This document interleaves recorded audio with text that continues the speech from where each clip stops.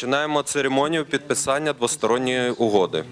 Угоду про співробітництво у сфері безпеки між Україною та Республікою Болгарія підписують президент України Володимир Зеленський та прем'єр-міністр Республіки Болгарія Андрей Гюров.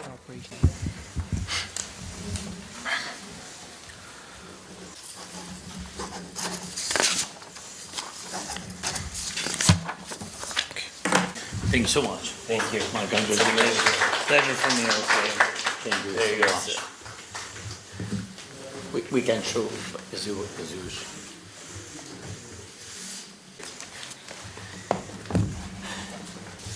Дякуємо. Церемонію завершено.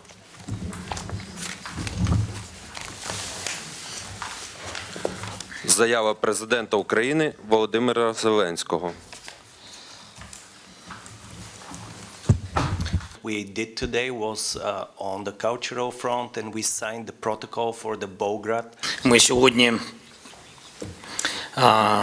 підписали з прем'єр-міністром Болгарії безпекову угоду між нашими країнами. В принципі, наші команди над цим працювали довгий, тривалий період. Я дуже радий, що у нас є така угода 10-річна між нашими державами.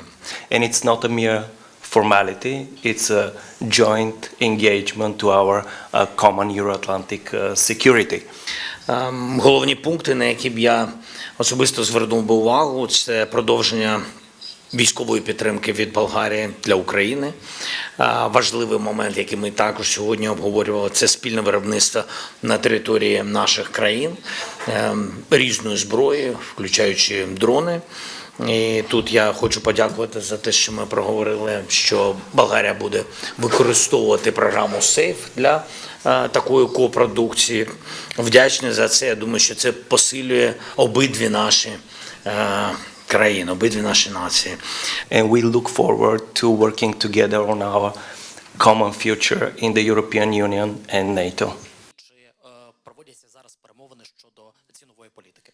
Както знаете, президента Зеленски се завърна от Близкия изток днес и там страни, които разполагат с много големи възможности, са идентифицирали способностите на Украина да предоставя защита към специфични атаки, най-вече с дронове, които никоя друга держава не може да предостави. Вчора країни Близького Сходу і Затоки, вони навіть не розраховували, що на їх держави, які достатньо сильні, економічно сильні, з сильним фінансовим сектором, міжнародним підтримкою, з сильним туризмом, що на них будуть прилітати масово шахеди. І, на жаль, ще війна не закінчилась. Ми не знаємо, що буде завтра. Дай Бог, щоб війна ця закінчилась. Так само під час цієї війни Росія передає розвіддані для іранського режиму, а також передає дрони, і ми це розуміємо. Сьогодні зарплати для людей є, фінансування армії є. Украина е един незаменим партньор и затова подписването на това споразумение ни дава възможност да развиваме тези способности заедно и да предоставяме на Украина възможност да усили своите производствени мощности далече от войната в един по-сигурен формат и в Европейския съюз, който ще им достави възможности за пласиране на продукцията на европейския пазар, за използването на компоненти, които са одобрени от НАТО и от Европейския съюз и за бърза реализация на тази продукция на базата на технологии, които вече са разработени и тествани на фронта в Украина. Пресконференція добігла кінця.